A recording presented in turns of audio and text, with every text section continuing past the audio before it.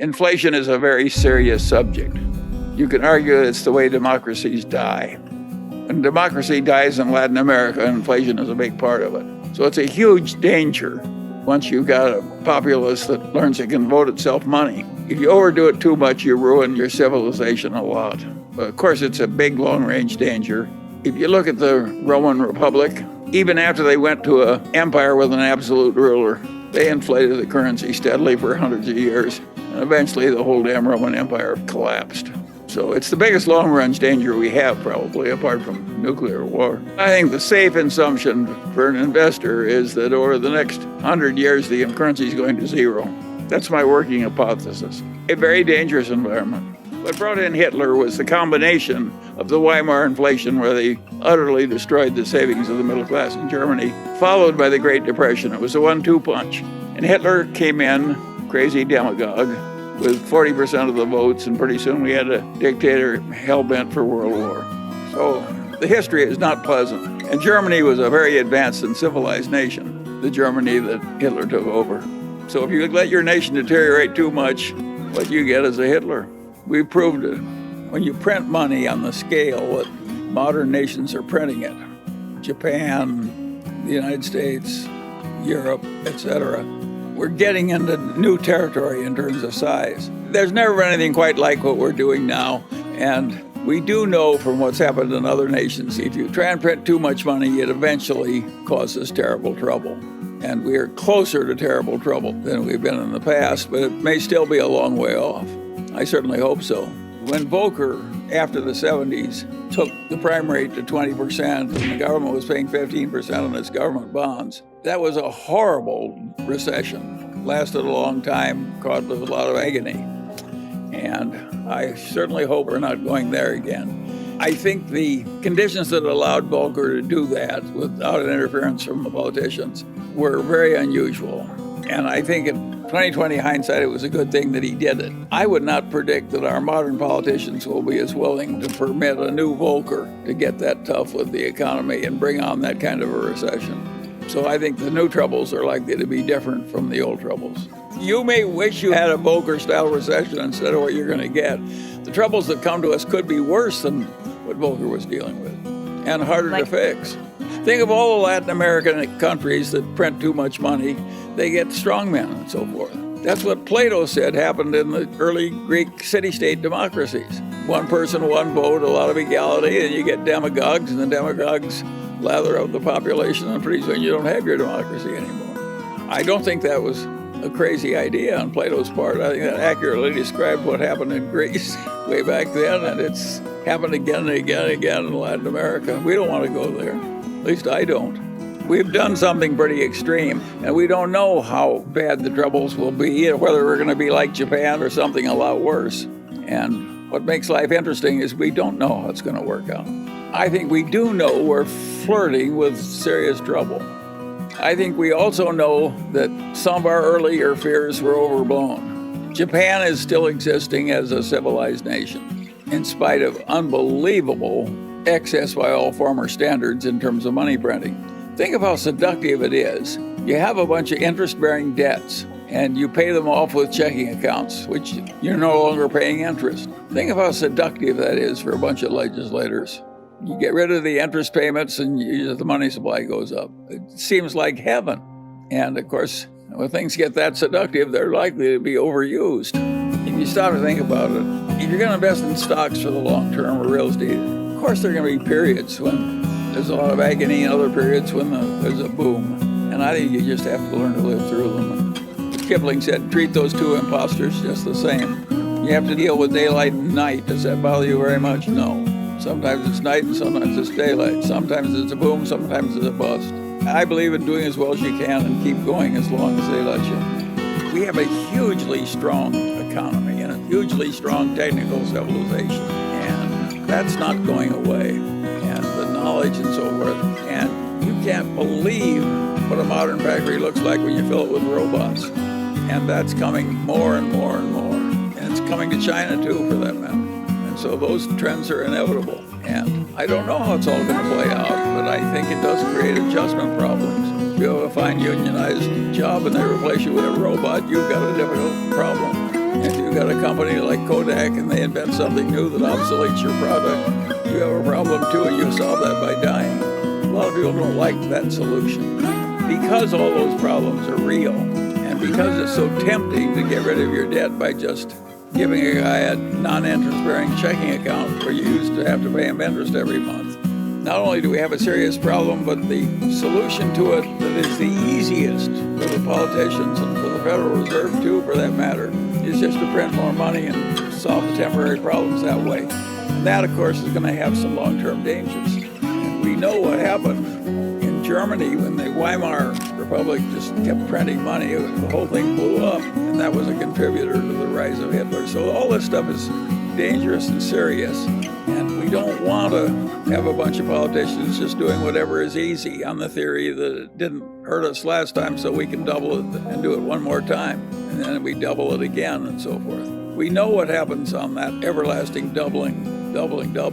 You will have a very different government if you keep doing that enough. You're flirting with danger somewhere, unless there's some discipline in the process. But I don't regard Japan as in some terrible danger. They've done a huge amount of this and gotten by with it. I don't think we'll be as good at handling our problems as Japan is. In my whole adult life, I've never hoarded cash waiting for better conditions. I've just invested in the best thing I could find, and I don't think I'm going to change now. And the Daily Journal's used up its cash. Now, Berkshire has excess cash, quite a bit of excess cash. But it's not doing that because it thinks it knows how to time investments. He just can't find anything it can stand buying. So we don't have a solution to your problem. We're just coping with it as I've described. The reason we're not buying this, we can't buy anything at prices we're willing to pay. It's just that simple. Other people are bidding the price up. And a lot of the buying is not by people who really plan to own them. A lot of it is fee-driven buying. Private equity buys things so they can have more fees by having more things under management. Of course, it's a lot easier to buy something you use somebody else's money. We're using our own money, or at least that's the way we think of it. The shareholders who are worried about the future because it looks complicated and difficult and they're hazard, I want to say to them what my old torts professor said to me, Charlie. He'd say, Charlie, tell me what your problem is and I'll try and make it more difficult for you. And he did me a favor by treating me that way. And I'm just repeating his favor to you. When you're thinking the thoughts you're doing, at least you're thinking in the right direction. You're worried about the right things. All you people that are worried about the inflation and the future of the republic and so forth. Of course, in a modern democracy in the age of Keynes, you're going to get big government reaction. The reaction this time was bigger than it's ever been before in the history of the United States. They just threw money at the problem, and they were probably right to fear what was going to happen and to be quite liberal in throwing money at it, but they probably overdid it a little. They threw so much money so fast that it's hard for the restaurants to get people to do the work. But I don't criticize it. It's hard to make these decisions under pressure. Well, you have to be optimistic about the competency of our technical civilization. But there again, it's an interesting thing. If you take the last 100 years, 1922 to 2022, most of modernity came in that 100 years. And in the previous 100 years, that got another big chunk of modernity. And before that, things were pretty much the same for the previous thousands of years. Life was pretty brutal and short and limited and what have you. No printing press, no air conditioning, no modern medicine, no. I don't think we're going to get things that were in what I call the real human needs. Think of what it meant to get, say, first you got the steam engine, the steamship, the railroad, and a little bit of improvement in farming and a little bit of improvement in plumbing. That's what you got the 100 years that ended in 1922. The next 100 years gave us widely distributed electricity, modern medicines, the automobile, the airplane, the records, the movies, the air conditioning in the South. And think what a blessing it was. If you wanted 3 children, you had to have 6 because 3 died in infancy. That was our ancestors. Think of the agony of watching half your children die. It's amazing how much achievement there's been in civilization in these last 200 years, and most of it in the last 100 years. Now, the trouble with it is that the basic needs are pretty well filled. In the United States, the principal problem of the poor people is they're too fat. That is a very different place from what happened in the past. They were on the edge of starving. And And what happens is, it's really interesting, is with all this enormous increase in living standards and freedom and diminishment of racial inequities and all the huge progress that has come, people are less happy about the state of affairs than they were when things were way tougher. And that has a very simple explanation. The world is not driven by greed, it's driven by envy. And the fact that everybody's 5 times better off than they used to be, they take it for granted. All they think about is somebody else having more now, and it's not fair that he should have it and they don't. That's the reason that God came down and told Moses that you couldn't envy your neighbor's wife or even his donkey. I mean, even the old Jews were having trouble with envy. And so it's built into the nature of things. It's weird for somebody my age, because I was in the middle of the Great Depression when the hardship was unbelievable. I was safer walking around Omaha in the evening than I am in my own neighborhood in Los Angeles after all this great wealth and so forth. And I have no way of doing anything about it. I can't change the fact that a lot of people are very unhappy and feel very abused after everything's improved by about 600%, because there's still somebody else who has more. Think of the pretentious expenditures of the rich. Who in the hell needs a Rolex watch so you can get mugged for it? I mean, yet everybody wants to have a pretentious expenditure, and that helps drive demand in our modern capitalist society. My advice to the young people is, don't go there. The hell with the pretentious expenditure. I don't think there's much happiness in it, but it does drive the civilization we actually have. It drives the dissatisfaction. What's the best advice you have for individual investors to optimally deal with the negative impact of inflation other than owning quality equities? Well, it may be that you have to choose the least bad of a bunch of options. That frequently happens in human decision making. And the Mungers have Berkshire stock, Costco stock, Chinese stocks through Lilu, a little bit of Daily Journal stock, and a bunch of apartment houses. Do I think that's perfect? No.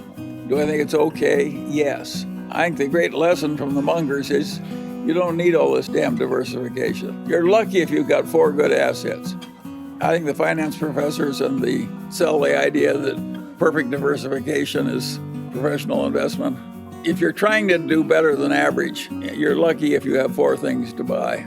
And to ask for 20 is really asking for egg in your beer. It's very few people have enough brains to get 20 good investments. Most of my schooling was in the Great Depression, but that means I'm one of the very few people that's still alive who deeply remembers the Great Depression. And that's been very helpful to me. It was so extreme that people like you have just no idea what the hell it was like. It was really, there was just nobody had any money. The rich people didn't have any money. People would come and beg for a meal at the door, and we had a hobo jungle not very far from my grandfather's house.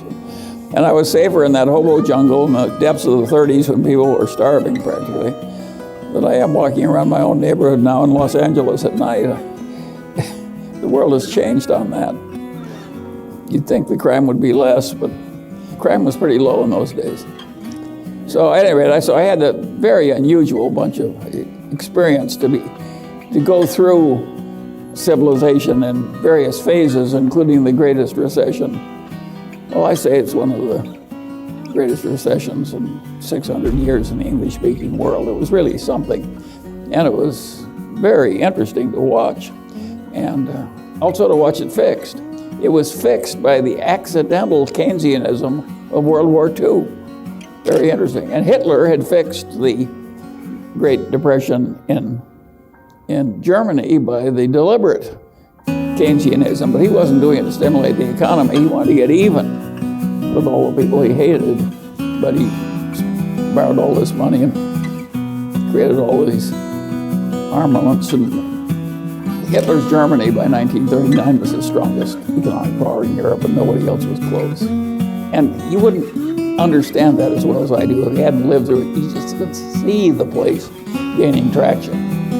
More and more and more and more, and pretty soon it was fixed. And in those days, there were all kinds of people, most of my family, they believed in hard money based on gold and not much welfare and so on and so on. So I was raised among fairly backward people by modern standards. But they were backward in kind of a self-reliant way that I think was helpful. I've never regretted that I wasn't raised in a more liberal establishment. I had a liberal aunt She's my mother's cousin, but she was the second lady dean at the University of Chicago. And she'd done her thesis on conditions in the coal mines. And of course, she was a screaming leftist. I would be a screaming leftist if I observed the way the coal miners of yesteryear were treated. You couldn't be a human being with any decency in you without feeling that it was deeply improper to have the misery that great and have it manipulated for the benefit of the mine owners and so forth. But she sent me all these left-wing books, one every Christmas. And I always thought she was a little nuts. Which shows that if sometimes the very vivid extreme evidence misleads you on the deeper reality, you've got to be a guard on that, against that all your life. In fact, the whole trick in life is to get so that your own brain doesn't mislead you. And I have found that just a lifelong fun game. And I can't remember a time I wasn't doing it. I was not a prodigy or anything like that, but I was a prodigy in having adult interests. I was interested in what worked and what didn't and why. And I could see that very eminent people that I loved and revered were nuts in some ways, and I would decide, well, I certainly like Dr. Davis, but he's a little nutty in one way, and I'm not going to be like that. And so I was very judgmental, and I think that helped me.